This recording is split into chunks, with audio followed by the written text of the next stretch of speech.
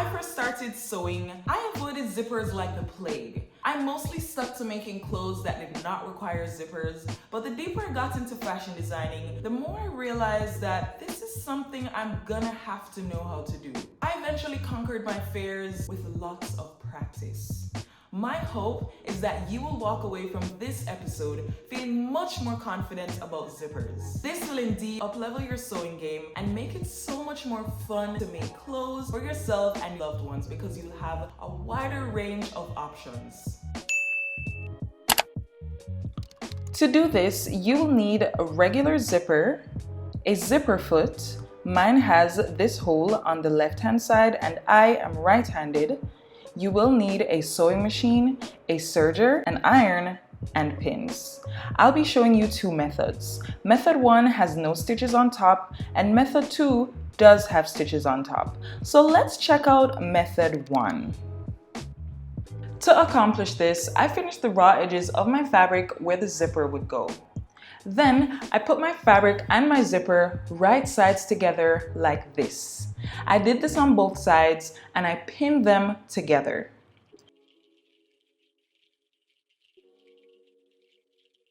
Once that was done, I took it over to my sewing machine and I stitched using my zipper foot from top to bottom, making sure that I backstitched at the beginning and backstitched at the end. Whenever I got close to the zipper pull, I would slide it out of the way so I could keep stitching. You want to stitch as close as possible to the zipper teeth, but still you don't want to stitch too close. Your fabric should not be like this at the top of your zipper. Instead, it should look like this. In order to accomplish that, what I like to do is to start from the top of my zipper at all times. When you start stitching from the bottom of the zipper, what can happen sometimes is that your fabric could shift, and that can contribute to your fabric being off balance at the top of your zipper. I like to stop stitching just above the metal bar that's usually on zippers here. So if you look here at the back of my zipper, you can see where I have backstitched.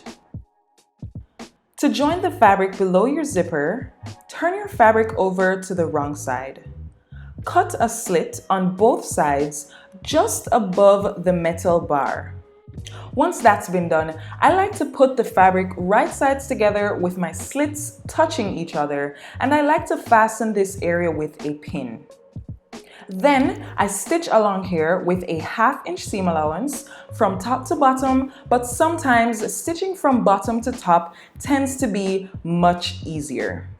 Once that's done, I like to follow up again with my iron, opening this seam and pressing it flat. That completes method 1. Some of the pros to using method 1 is that the stitches don't show on top and so it tends to look a lot neater. So this is perfect for dresses, skirts, and anything formal.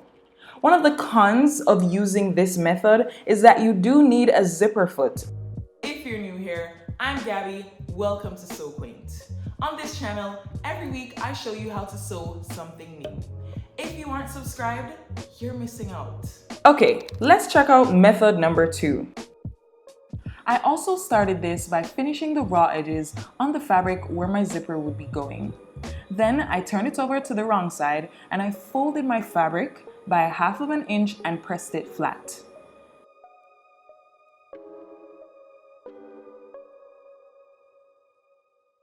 I then took my zipper, put it into the center, and I placed my fabric on top, making sure that the fabric at the top of the zipper is in alignment.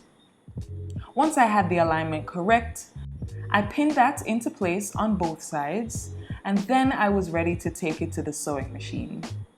One of the pros of using this method is that you don't need a zipper foot. You could use your regular presser foot and you're gonna stitch about 1/4 inch away from the zipper teeth. And whenever you get to the zipper pull, you'll slide that out of the way.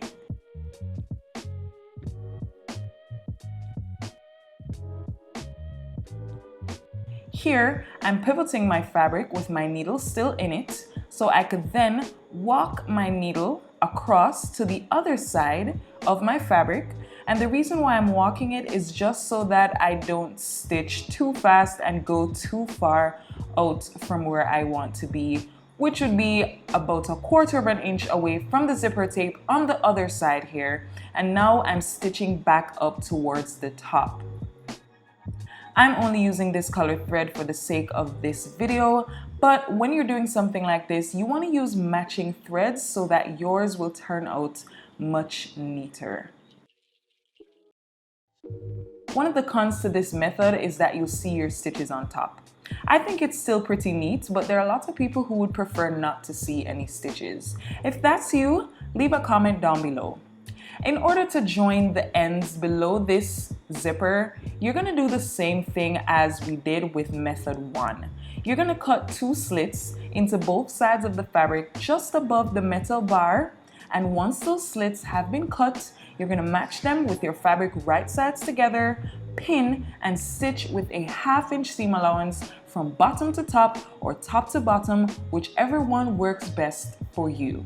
Once those stitches have been done, you're going to open your seam and press it flat. You could finish off this area with a hook and eye. You do that on the wrong side of the fabric to just fasten it, so that way your zipper won't come down by mistake.